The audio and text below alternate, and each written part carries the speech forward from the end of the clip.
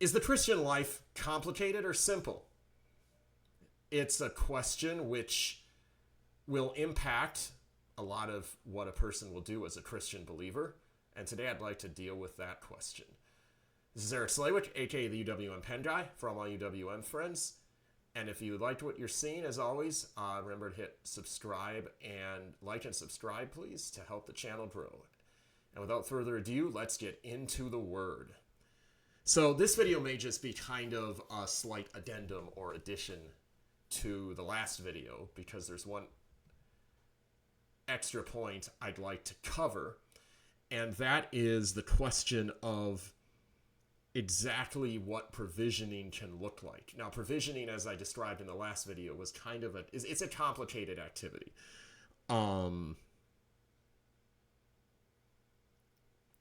Now, we know that the Israelites were provisioned repeatedly by things like the manna coming from heaven, but we'll hopefully see in a few chapters that the manna actually stops here.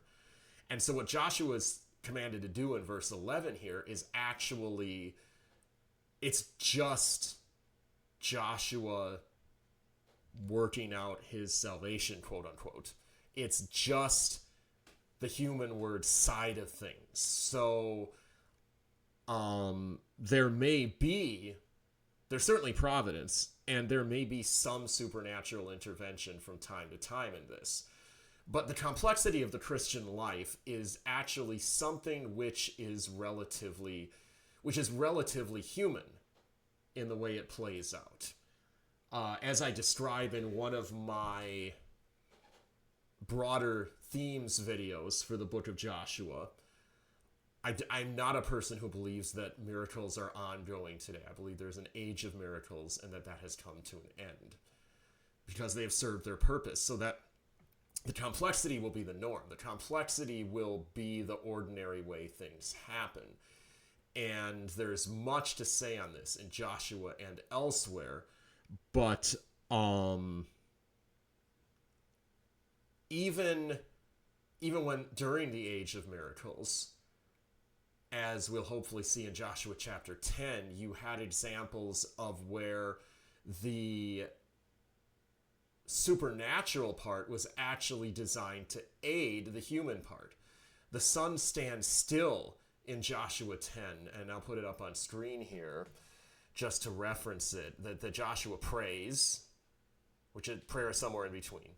God answers, and he makes something happen. The sun stands still, the earth stands still, the whole galaxy stops rotating, the whole universe stops rotating. We're not really sure. But in any case, this is not an independent miracle that serves no particular purpose apart from God showing his power, which is certainly his primary purpose.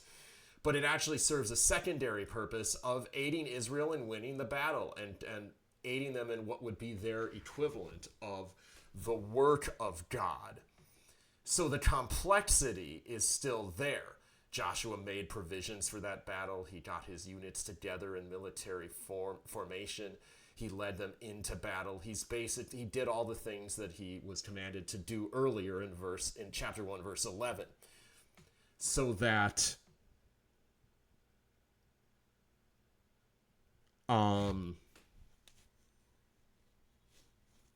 this is just ordinary military activity. That's always there. We see an AI and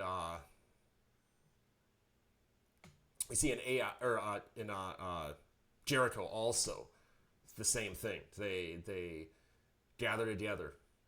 Then they're told to do the silly thing of marching around the city, but they are gathered into units. They have men blowing trumpets. They do all of this activity. It's complex.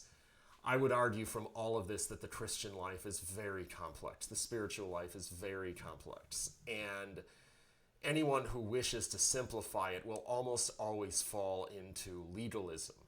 Now, legalism can basically be defined as defining yourself, defining your relationship with God, defining whether you're winning or losing in the battle by faith by a set of rules, and that the more rules you keep, or merely keeping a certain set of rules, is equivalent to pleasing God. That's a broad definition. It can be elaborated. The quintessential archetype of this, of course, is the Pharisees. The Pharisees, Jesus says that they bound heavy burdens on people, but did not lift a single finger to help them with those burdens. That in another situation in Mark chapter 7, I believe it is, where, and parallel accounts, where Jesus walks through a field with his disciples and goes way out of his way to break as many of these rules as he possibly can with a single action, essentially, because they were worthless rules. They were just invented by the fallen, depraved minds of men, and they just heaped rules upon rules upon rules. So he does work on the Sabbath, as according to the definition of the Pharisees, to set up a confrontation, and by which he can demonstrate that as the Messiah and as God, he has the right to define the Sabbath. They do not have the right to define the Sabbath. He does. But in their legalism, they had fallen far, far away from God's standard and from God's intention for the Sabbath, which was basically just to spend one day not working. And then Paul later, of course, says, "Let no man judge you by Sabbaths," and therefore we are not required to keep the Sabbath today. Although, to be equally clear, in Romans chapter 14, Paul says that if you are celebrating a day, celebrate it to God. If you're not celebrating it, you're not celebrating. Also do that to God. And so this is a complex subject, because the Christian life is a complex thing. And I think that will be as good a place as any to stop this brief addition to the last video. So until then, this is Eric Slightwick, aka the UWM Pen Guy, and this has been the Bible Commentary.